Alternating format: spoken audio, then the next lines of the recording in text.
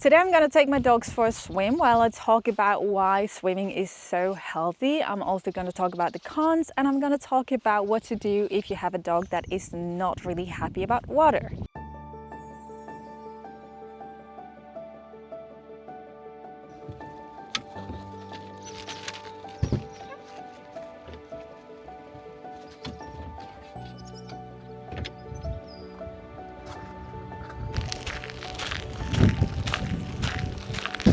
We have a short walk until we get to the lake, and that is perfect because the dogs are just warming up a bit. Linda, glass. Sit.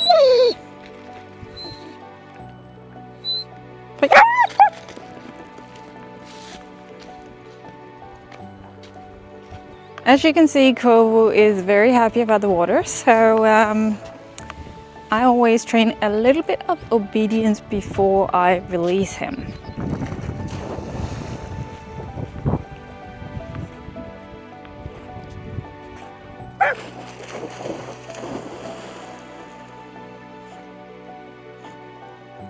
The first reason why swimming is so healthy for the dogs is that it's activating a lot of muscle groups compared to walking or running. And then it's very gentle to the joints, which is a huge pro, especially with young dogs and senior dogs. It's also both physical and mental stimulation, so it's like the whole package, if you ask me. And if you have a dog that's not really interested in water, or maybe a little bit afraid of water, it's a very awesome way to work with their confidence. Believe it or not, when I got Kovu as a puppy, he was afraid of water. So later I'm going to talk about what I did to turn him into a dolphin. Emmy is a little bit different because she likes water, hardly, in the nature. If I throw something, she's going out. But when I take her to like an indoor swimming pool, she's going crazy. I can't control her, she loves it so much.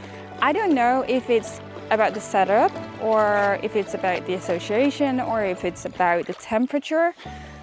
But she just loved the indoor pools way more than the outdoor natural water. Emmy needs motivation to go in, so I'm gonna find a stick. I don't really recommend sticks. I recommend water toys, but I don't really have that right now, so we're gonna find a stick.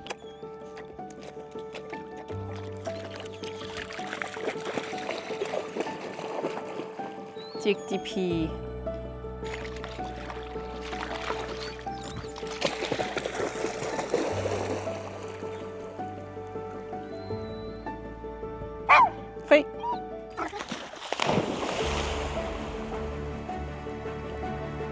Another reason why swimming is a huge pro is that it's cooling down the dogs in the heat. So right now we have quite high temperatures in Denmark compared to what we are used to. So going to the lake or the beach is just the perfect way to cool them down. It's obviously not the only way to cool them down, but this is the way that I prefer to do it. There are Kovu, Kovu, hey, nej, Kovu, come here, det ska du ikke. It's a maniac. Swimming is also a very great cardio exercise, but you won't see your dog exhausted the same way as if you take it for a long run, but that's partly because they are cooled down while they work out. But never underrate the fact that swimming is amazing cardio. Of course, a lake, a beach, or a pool is the optimal choice when it comes to swimming, but you don't need this amount of water in order to make it beneficial for the dog. Simply walking in water is very healthy as well. Again, the dog is using other muscle groups, but it's not really stressing the joints the same way as walking or running. So I do this a lot with my senior bulldog Emmy because she only wants to get in the water if the temperatures are quite high. So just walking in water, walking along the shore or something like that is something I do all year around. It's also possible to use a mechanic water walker, and that is very common for dogs in rehab. And that's perfect because you can control the level of the water, the incliner, the pacing, etc. So if any dog have been injured, that is one very great way to get them back on track. That is definitely something I would do if I had a dog in rehab, but as long as I don't have that, I use the nature, because then the level and the incline and stuff like that is not that important. What I'm looking for is that the dog is lifting the paws a little bit higher than usual. I have so many great things to say about swimming with dogs, but there are a few cons we have to be aware of as well. The first one is toxins in the water, especially in lakes, being very, very quiet and very still during hot weather. Some toxins can develop in the water. I don't know a lot about it. I just know that it's something we have to be careful about. So when I choose places to swim with my dogs, I always choose big areas like this big lake. And even though it's a lake and the weather is quite still today, you can still see movement in the water, and that's what I'm looking for. And if we compare it to this small lake right here, it's very still and the color is completely different. I don't know if this is toxic or not, but I would personally not let my dogs swim in here. What I want to see is clear water, not completely crystal clear, but I want a little bit more clear than the one we saw before. And then I am looking for the colors as well. My dogs have been swimming in this lake for years now and nothing ever happened, but it's something that we just have to deal with. We just have to use our common sense. If I wouldn't swim in there, I'm never letting my dogs in there. Another thing we have to look for is water tail, which is muscle and nerve inflammation. I tried it one time with Emmy, like 9 years ago. The symptoms are usually pain in especially the lower back area, and you just see that your dog is very uncomfortable. It's nothing fatal, it's not super dangerous, it's just very uncomfortable for the dog. So be aware that you don't let your dog swim for like hours and hours and hours, because it often happens when they swim too much or are exposed to very cold water. As far as I know, it's a condition we often see with hunting dogs because they swim a lot and they swim in all types of temperatures. Another thing we have to be aware of, especially in the summer season, is hot spot, which is a bacterial skin infection that usually comes when the moisture is like trapped in the dog's coat. That is also why I usually make my dogs wear chain collars when they're swimming, because it makes it possible for air to get like underneath the collar instead of locking all the moisture in. And then I make sure that they air dry well, and if it's not summer, I usually use a drying coat or a blower or something that makes sure that they are getting dry quite fast. I took my dogs swimming for millions of times, and with all the dogs I had, I have experienced a hot spot one time with my old dog. That's it. It's not super common, but I know that some breeds or some dogs are struggling with it. It can be caused by other things than swimming, but yeah, it's not super normal. It's not like I want you to be super afraid of it.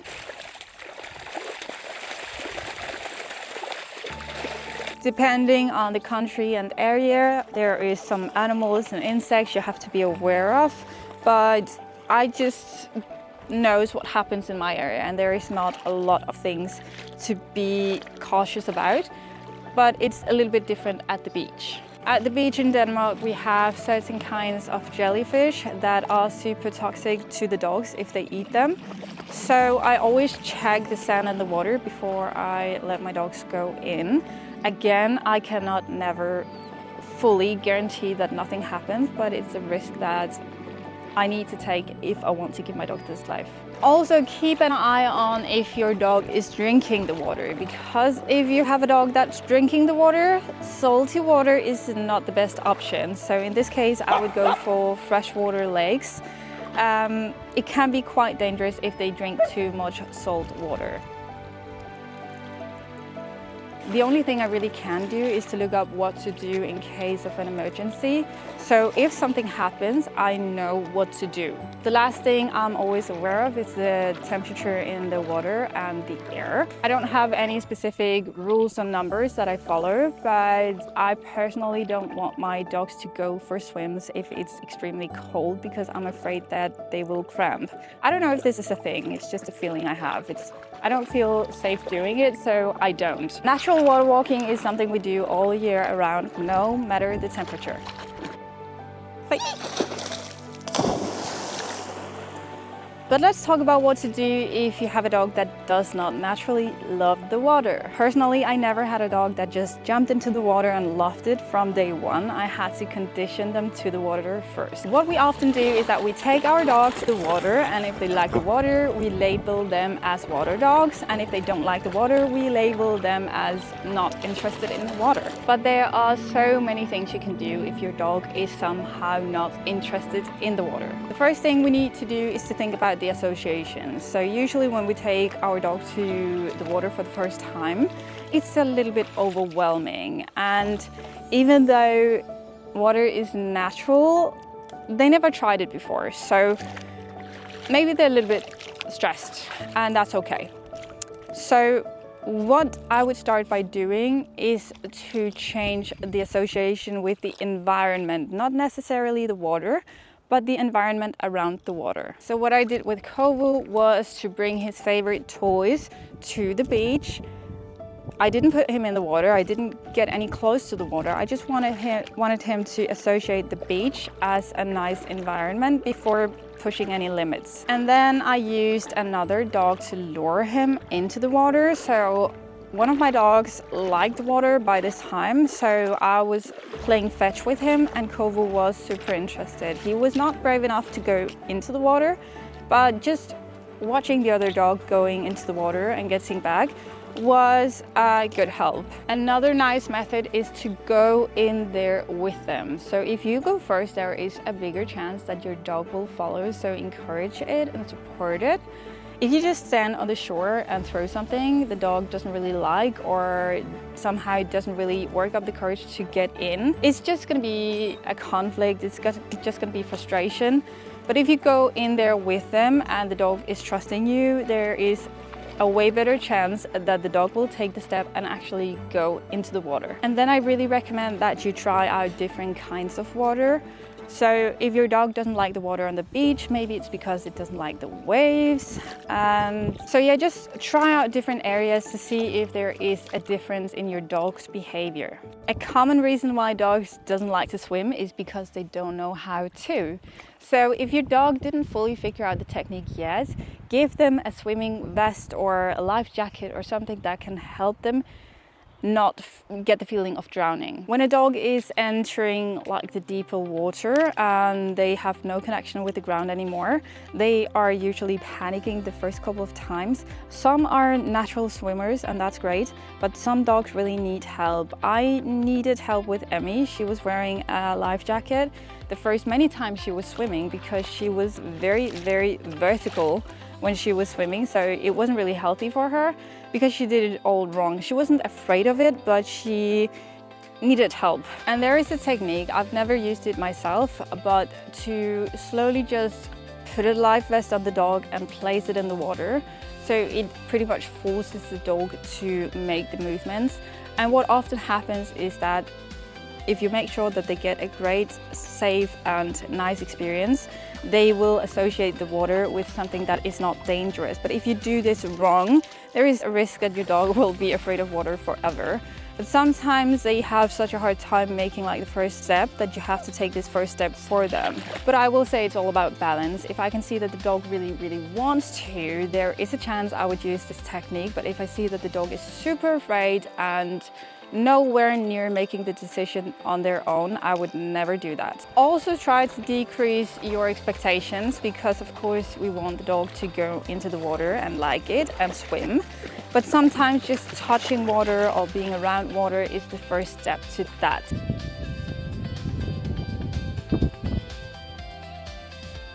Have in mind that if your dog is jumping straight into one leg and doesn't like another leg, that is quite normal. It's a completely normal part of the process for dogs that doesn't really like water, because it takes more experience to create this overall generalization and association.